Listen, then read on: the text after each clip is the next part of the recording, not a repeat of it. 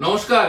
আজকে আমি আপনাদেরকে বলবো অ্যাস্ট্রোলজিতে রাহু কেতু নামক দুটো গ্রহের অবস্থান সাপেক্ষে মানুষকে কত অ্যাকুরেট ফল বলা যায়।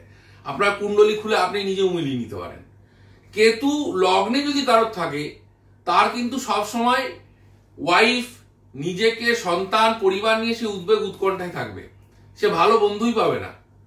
কেতু সেকেন্ড হাউসে চলে গেলে সে কাউকে যদি অর্থ দেয় সে অর্থ সে কিন্তু রিটার্ন পাবে না। কেতু যদি থার্ড হাউসে চলে যায় নিজের ক্ষমতা দেখাতে গিয়ে সে বিপদে পড়বে। মিলিয়নিং যাদের কেতু চতুর্থ হাউসে আছে তারা নিজের বাড়িতে দীর্ঘদিন থাকতে পারে না। যদিও থাকে, নানা উদ্বেগ উৎকণ্ঠা, বাধা বিপত্তি, ঝুট ঝামেলা, সংসারে কারোর মৃত্যু, কষ্ট, এগুলোকে নিয়ে থাকবে। তাদের নিজের বাড়ি ছাড়াই তাদের জীবন কাটাতে হয়। পঞ্চমে কেতু যদি তার কারোর থাকে, ভাইয়ের সাথে সম্পর্ক, দাদার সাথে সম্পর্ক খারাপ হবে। পঞ্চমে কেতু থাকলে সন্তান রিলেটেড জায়গা, সন্তান হওয়া নিয়ে বাধা, সন্তান হওয়ার পরে তাকে নিয়ে সমস্যা তৈরি হবে। সপ্তমে কেতু বিবাহিত জীবন ছাড়খাড়, সুখ নেই। যাদের যাদের সপ্তমে কেতু আছে বিবাহিত জীবন শেষ। অষ্টমে কেতু রহস্যজনক মৃত্যু। কিন্তু অষ্টমে কেতু গুপ্তবিদ্যায় পারদর্শী করে তোলে, বৈজ্ঞানিক চিন্তাধারার বৃদ্ধি তৈরি করে। এইভাবে রাহু যদি কারো লগ্নে থাকে, লগ্নে রাহু একটা মানুষকে উপকারী করে তোলে। লগ্নে রাহু যাদের আছে তারা উপকারী প্রবণতার, যার জন্য দেবে সর্বস্ব দিয়ে দিতে পারে। কিন্তু লগ্নে রাহুরও দাম্পত্য জীবন কিন্তু খুব খারাপ। দ্বিতীয় স্থানে রাহু মুখের কথার জন্য শত্রুতা।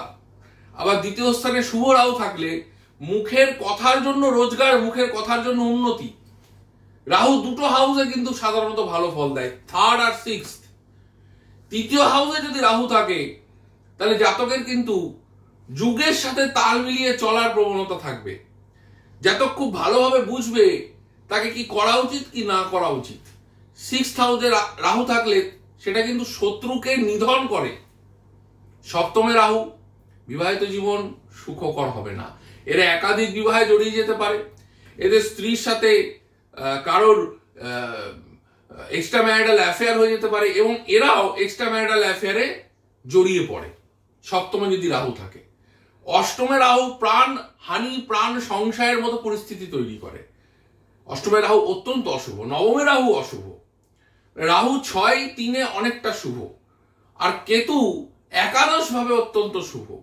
যদিও তার সঙ্গে অষ্টম দ্বাদশে কেতু কিছুটা শুভ ফল দেয়। দ্বাদশে কেতু থাকলে কিন্তু মোক্ষ লাভ হয়, ঈশ্বর প্রাপ্তি হয়। আর অষ্টমে কেতু থাকলে, অষ্টম মানে গুপ্ত ঘর, সেই ঘরে কেতু থাকলে সেই ঘরকেও কিন্তু কেতু পজিটিভ ফল দিতে পারে। গুপ্ত রহস্যবিদ্যার দিকে তাকে তার ঝোঁক বাড়িয়ে দেবে। গুপ্ত রহস্যবিদ্যায় সে পারদর্শী হবে। এই জায়গাগুলো কিন্তু দ্বাদশে কেতু, অষ্টমে কেতু থাকলে শুভ ফল কেতুর তারা পেতে পারে।